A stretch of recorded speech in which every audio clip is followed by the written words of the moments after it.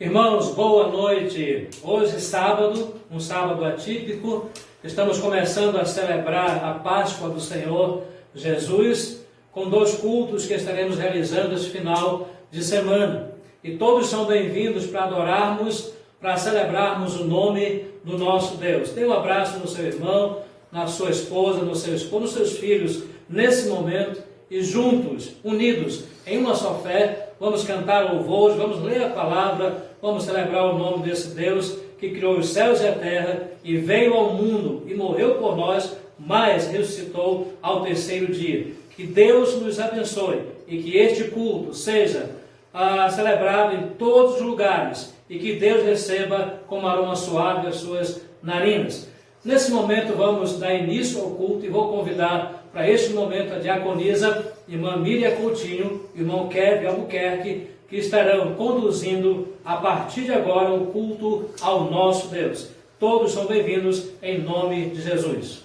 Boa noite, amados irmãos. Estaremos louvando ao Senhor, fazendo nosso culto racional. Você, aonde você estiver, estará louvando conosco também, tá? Nós estaremos nesses 2 dias, como o pastor falou, né?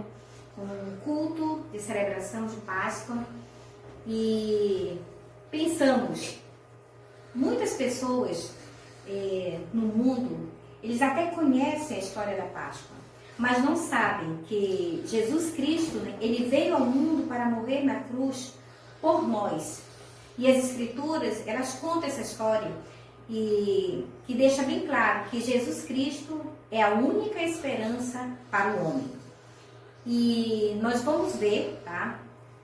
Fazendo a leitura bíblica, no livro de Isaías, capítulo 53, com o irmão Kevin. Nesse momento eu convido os amados irmãos para abrirmos as nossas Bíblias no livro de Isaías, capítulo 53, e juntos vamos fazer essa leitura. Quem creu em nossa pregação e a quem foi revelado o braço do Senhor, porque foi subindo como um renovo diante dele e como raiz de uma terra seca. Não tinha boa aparência nem formosura. Olhamos para ele, mas não havia beleza que nos agradasse. Era desprezado e o mais rejeitado entre os homens, homem de dores e que sabe o que é padecer. E como um de quem os homens escondem o rosto, era desprezado e dele não fizemos caso. Certamente ele tomou sobre si as nossas enfermidades e as nossas dores levou sobre si. E nós o considerávamos como aflito, ferido de Deus e oprimido. Mas ele foi transpassado por causa das nossas transgressões e esmagado por causa das nossas iniquidades.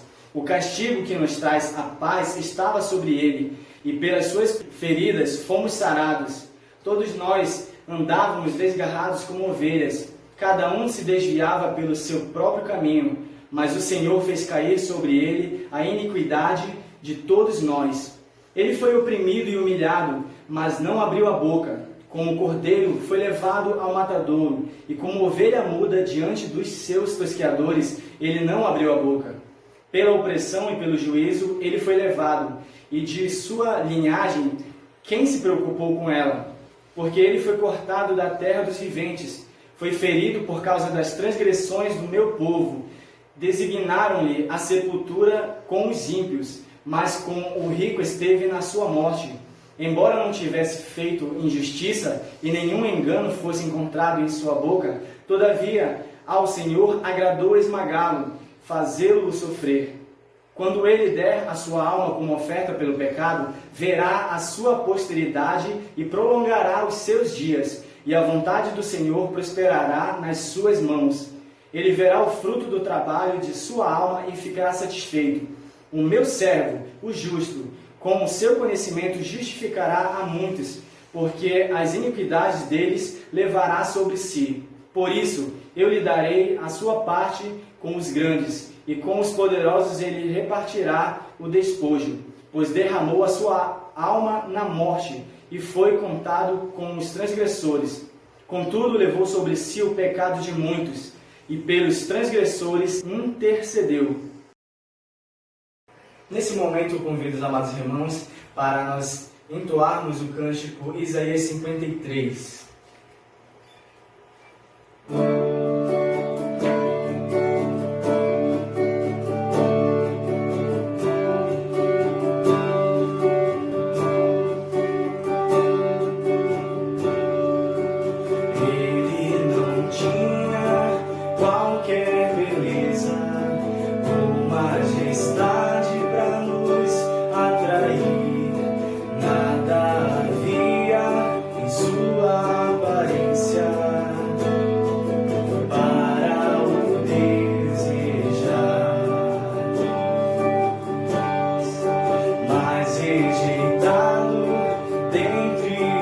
homens e ainda assim carregou nossas dores.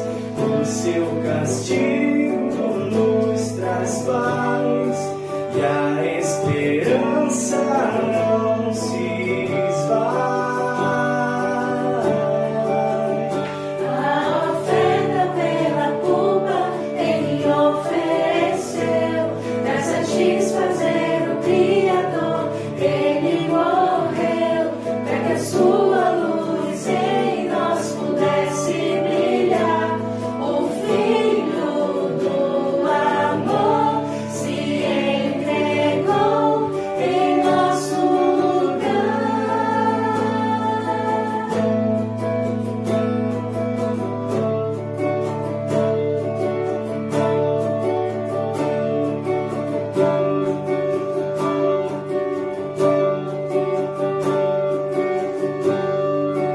Mas rejeitado dentre os homens e ainda assim carregou nossas dores. O seu castigo nos traz paz e a esperança não se esvai. A oferta pela culpa Ele ofereceu para satisfazer o Criador. Ele morreu para que a sua luz em nós pudesse brilhar. O Filho do amor se entregou em nosso lugar. És o Cordeiro que pelos nossos pecados foi esmagado sem dizer uma só palavra. Se entregou aos cravos, derramou sua vida até a morte, provando a ira amarga pra nos dar sua doce graça e nos fazer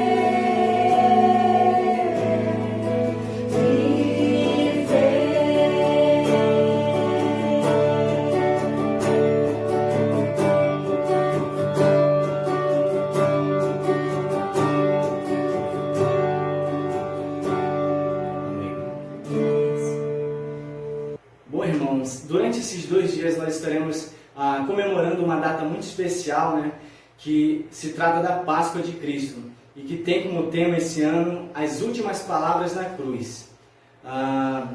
Enquanto o Senhor Jesus esteve na cruz, Ele falou as suas últimas palavras.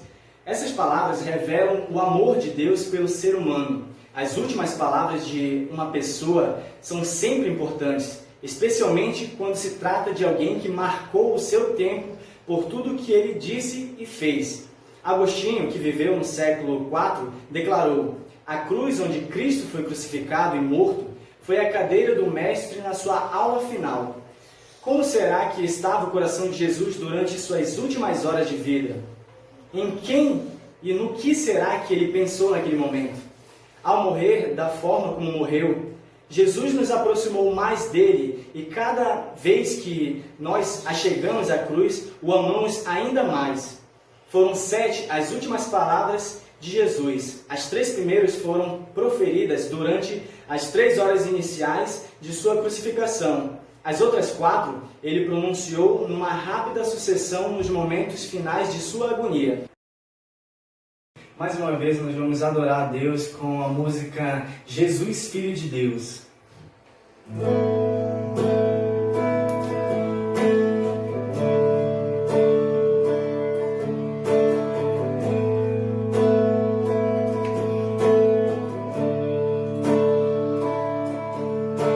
Deixou os céus pra me encontrar. Aqui não é o seu lugar. Um amor assim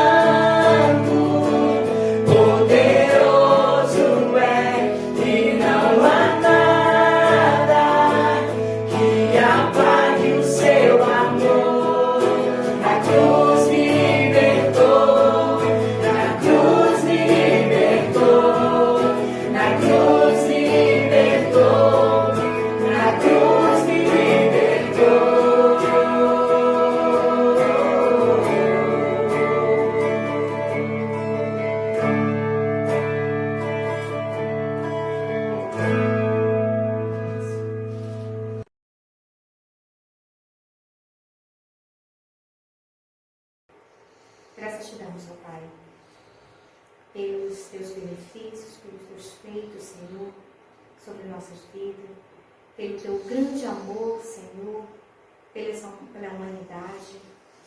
Ó Senhor, obrigado pelo sacrifício salvador, Senhor, de Jesus Cristo, de ter morrido naquela cruz do Calvário, Senhor, para nos perdoar, Senhor, para nos resgatar, Senhor, do pecado. Obrigado, Senhor, pelas tuas misericórdias, Senhor, se renovarem todos os dias.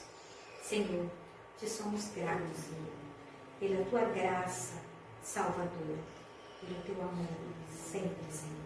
Abençoe, Senhor, a tua igreja, aonde ela estiver espalhada, Senhor. Que possamos estar te louvando, Senhor. E que tu esteja recebendo nossos louvores, nossa adoração, com aroma suave a ti, Senhor. E que possamos verdadeiramente, Senhor, estar louvando, Senhor, te engrandecendo, porque tu és merecedor de toda a honra, de toda a glória. Esteja abençoando a cada lar, Senhor. Abençoando a igreja espalhada. Te agradecemos sempre, no nome santo de Jesus. Amém. As últimas palavras na cruz. A primeira palavra, que Jesus falou na cruz, nós encontramos em Lucas, capítulo 23, verso 24, que diz: E dizia Jesus ao Pai: Pai, perdoa-lhes, porque não sabem o que fazem. Essa foi a primeira palavra que Jesus falou na cruz. Demonstra aí a sua intimidade com Deus, o Pai, e estabelece a razão de tudo o que está acontecendo. A primeira palavra de Jesus na cruz mostra a ignorância do homem a respeito da abrangência do reino e das consequências do pecado. A primeira palavra de Jesus é a expressão exata da sua compaixão e graça, seu limite para conosco, pecadores. Nós estaremos cantando nesse momento, tá? Música com o hino congregacional, Rude Cruz.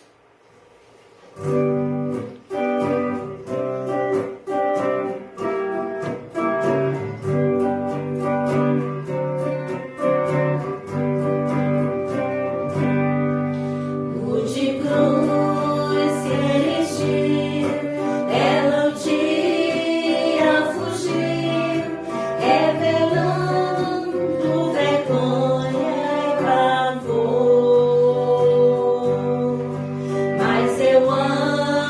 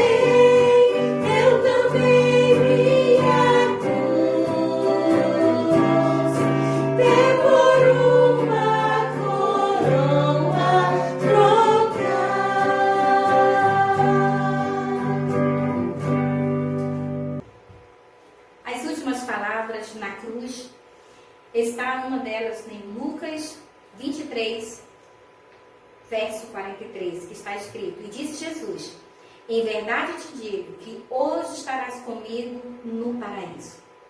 Essa é a segunda palavra de Jesus na cruz. Ela revela a mais maravilhosa de todas as promessas feitas por Deus ao ser humano. A promessa de que Jesus fez a um dos ladrões, que foi crucificado ao seu lado, que revela de uma maneira singular o que o grande amor de Deus pode fazer por nós, na vida de todo pecador, aquele que o reconhece, aquele que se arrepende. O ladrão arrependido na cruz nos revela a graça de Deus, que está disponível para todos nós, e o único meio de salvação, através de Jesus Cristo. Na cruz, o Senhor Jesus tomou sobre si os nossos pecados, o pecado de toda a humanidade. Mas só podemos receber o seu perdão se nós nos arrependermos dos nossos pecados, das nossas atitudes. E se dissermos: Senhor, lembra-te de mim quando entrares no teu reino. E com essa palavra, nós possamos cantar o cântico Maravilhosa Graça, a graça salvadora, a graça que só o Senhor pode nos dar.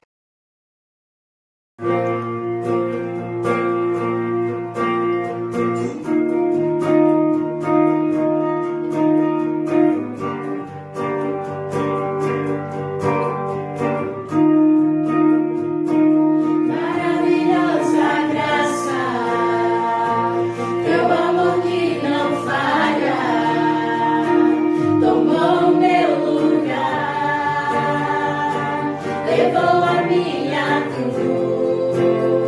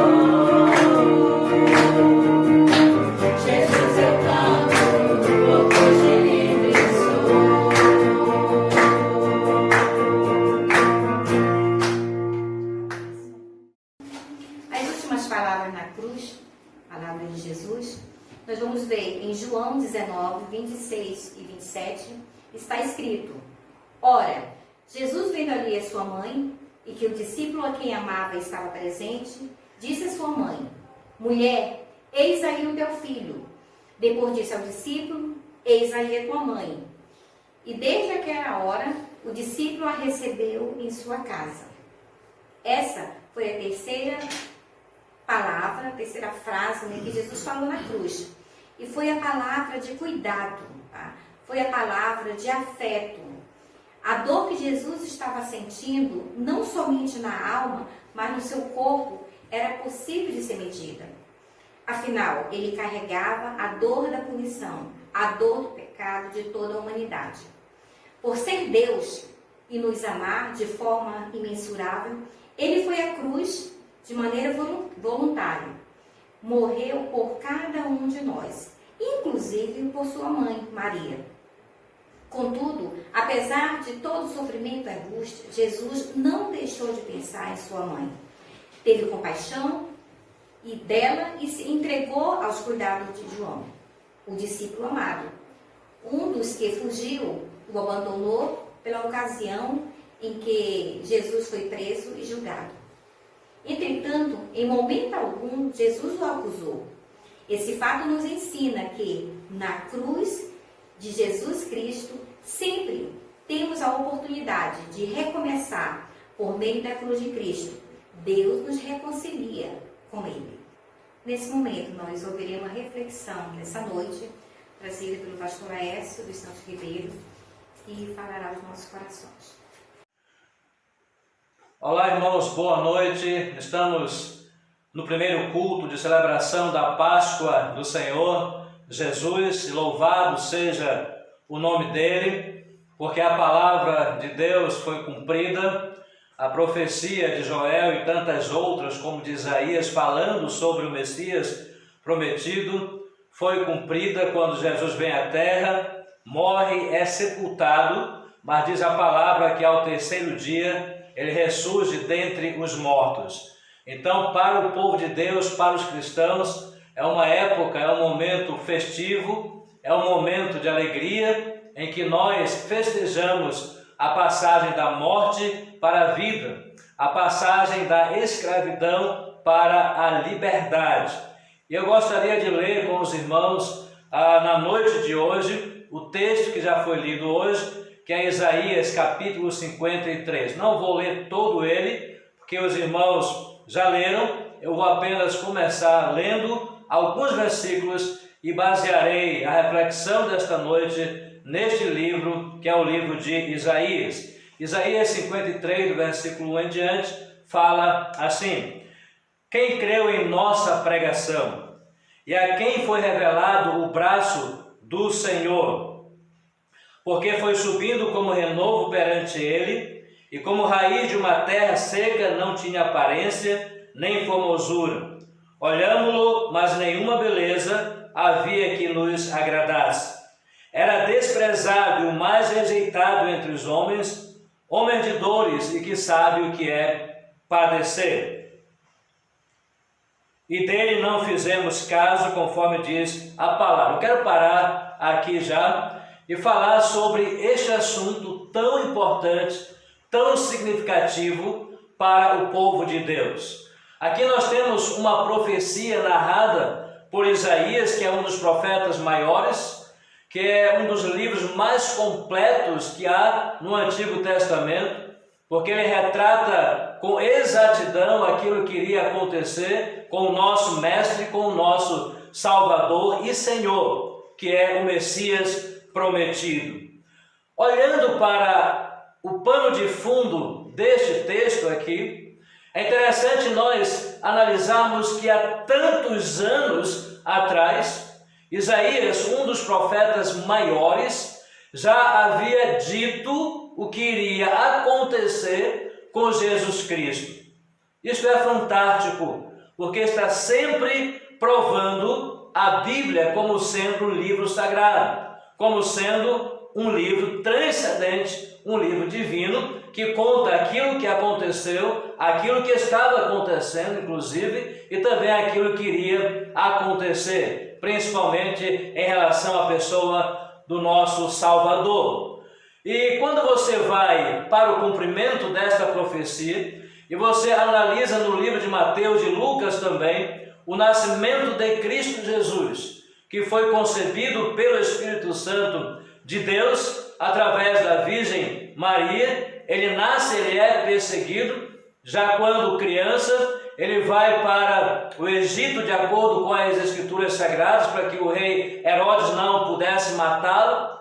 Ele cresce até 12 anos, você observa sobre a vida de Jesus.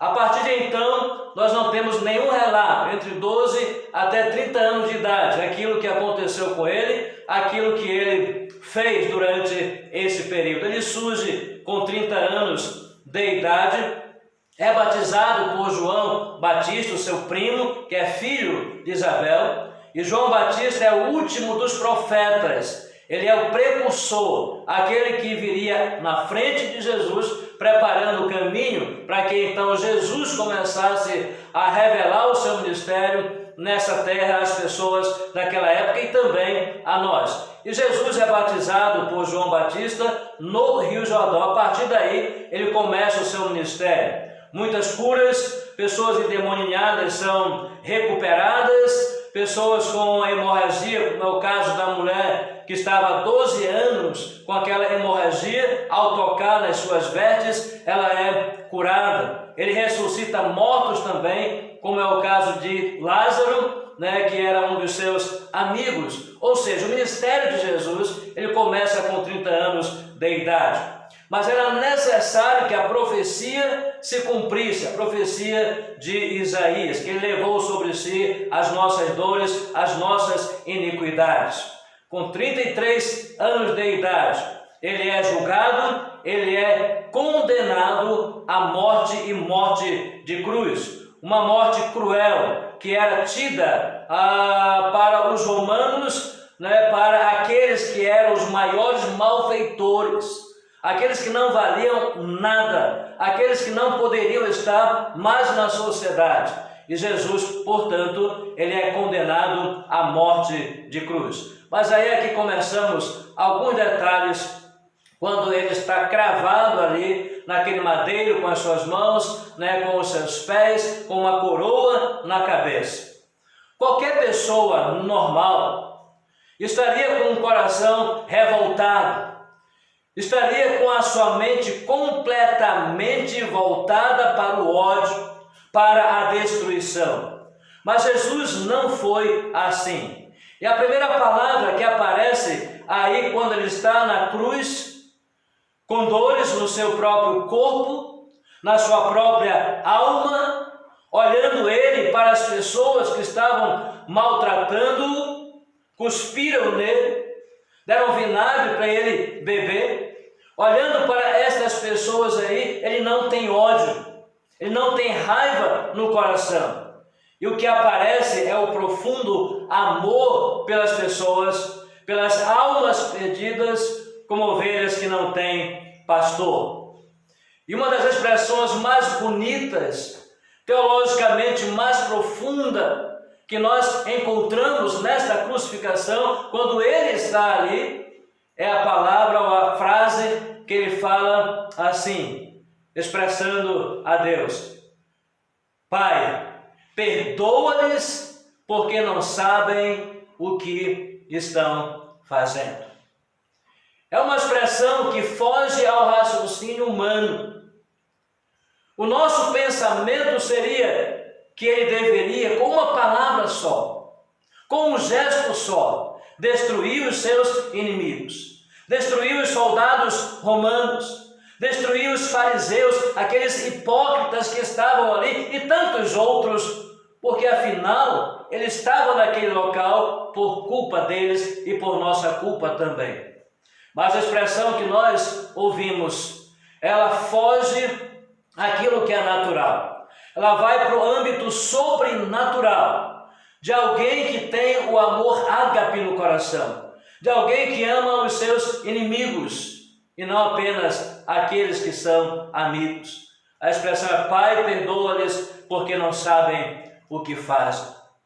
A outra frase que nós encontramos, ou outro momento que nós encontramos aí nesse texto, é quando ele está na cruz ainda, e do seu lado direito, do seu lado esquerdo, há 2 ladrões.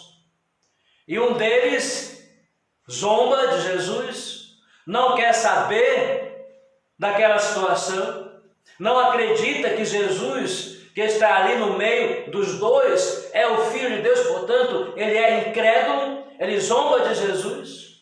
Mas o outro, ele acredita que Jesus é o Messias.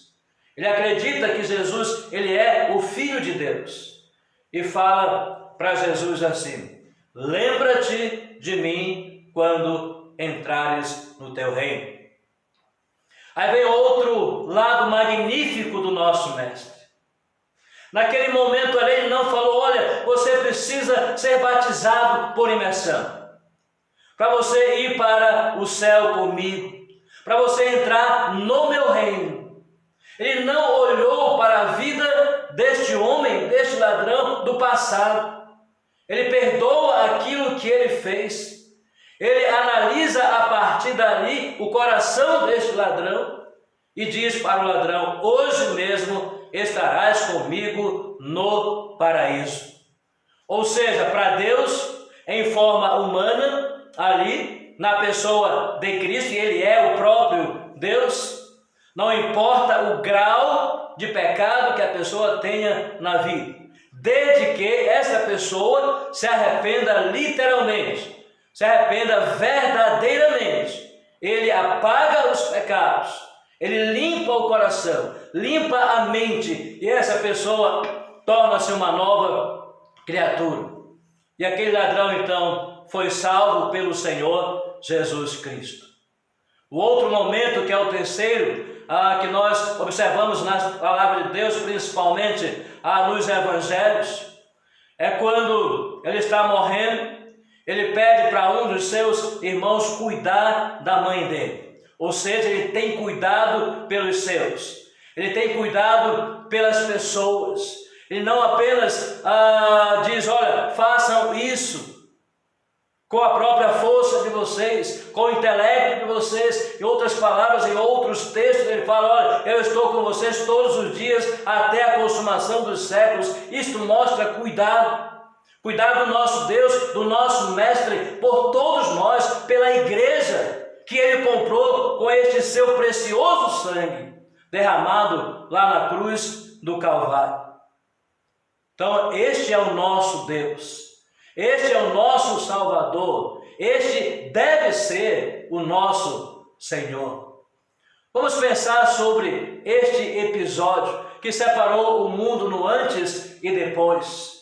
A morte de Cristo, o seu sofrimento, o que acontece na morte. Poderia ter ódio no coração, mas ele revela profundo amor pelos seus inimigos, por nós, pela sua igreja, pelos seus discípulos, apóstolos e por todos e qualquer pessoa que possam a ele chegarem arrependidos. Este é o nosso Mestre. Ele morre, diz a palavra, nenhum dos seus ossos é quebrado, para cumprir a profecia. Ele é tirado da cruz e é sepultado em um local que não era dele. E lá ele passou 3 dias sepultado. Mas aí vem aquilo que nós comemoramos no dia de hoje e amanhã, domingo. A Páscoa, ele ressurge dentre os mortos. Ele quebra o poder da morte. Ele está vivo. Ele não está morto. A palavra fala que ele está à destra de Deus, intercede por nós. Este é o nosso Deus, este é o nosso Salvador. O diabo não parou no deserto. A morte não parou na sepultura. Pelo contrário, cumprindo a profecia, ele ressurgiu, quebrando os grilhões da morte. E ainda passou 40 dias na terra para mostrar que ele realmente era aquele que foi sepultado, mas que a profecia foi cumprida. Ele está à destra de Deus. Ele é o nosso Deus. E isso é bom para nós, porque quando nós o aceitamos em nosso coração, na nossa vida, nós também passamos da morte para a vida. Acontece a Páscoa aí. Quando nós morrermos e formos sepultados, nós também ressuscitaremos para estarmos com o nosso Deus no céu. Que coisa fantástica, maravilhosa. Os incrédulos não acreditam assim. Eles não têm esta esperança, mas nós temos de estarmos com o nosso Deus. E louvado seja o nome dele. Povo de Deus, Igreja Batista, noiva de Cristo, nós precisamos ser um povo feliz, um povo alegre, um povo contente, mesmo no meio de tanta dificuldade, das provações da vida, porque Deus nos dá a grande esperança de um dia estarmos com Ele no céu. Que Deus nos abençoe. Eu estarei orando por você, eu estarei orando pela família, pela igreja, eu estarei orando também pelos enfermos. Baixe a sua cabeça, aí onde você estiver, nesse momento, e ore juntamente comigo. Senhor, nosso Deus e nosso Pai bendito, louvado seja o teu nome nos céus e sobre a terra. Quando nós analisamos textos como este de Isaías 53 e tantos outros que referem-se ao teu sacrifício, aquilo que o Senhor passou nesta terra, isto nos alegra, porque apesar de todo o sofrimento que o Senhor passou por nós na cruz, a profecia foi cumprida, que diz que o Senhor ressuscitou dentre os mortos. Pai, alegra o nosso coração, alegra cada um dos irmãos, que possamos sempre ter a esperança, ó Deus, de um futuro maravilhoso, de um futuro eterno ao teu lado, juntamente com tantas pessoas que já estão com o Senhor. E que venhamos a acreditar que tudo que nós passamos aqui é simplesmente indizível em relação àquilo que o Senhor tem preparado, que é maravilhoso para todos nós. Recebe a nossa gratidão e recebe a nossa intercessão que fazemos neste momento, porque assim nós oramos em nome do Senhor Jesus Cristo. Irmãos, estamos concluindo esta reflexão e eu quero agradecer a presença de todos vocês neste primeiro culto de Páscoa, neste sábado, 11 de abril de 2020. Vamos dar sequência à programação desta noite e que Deus vos abençoe grandemente.